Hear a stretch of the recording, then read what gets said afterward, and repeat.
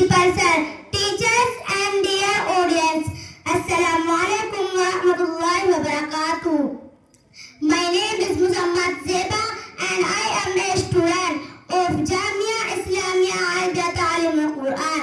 Dear audience, today I want to talk about being good Muslim. Islam teaches us to love Allah, follow Prophet Muhammad sallallahu alaihi wasallam. Allah created everything, the sky, the trees and us. He gave us parents, food and a home. Shouldn't we thank Him? We can thank Allah by praying, saying Alhamdulillah when we are happy and helping others.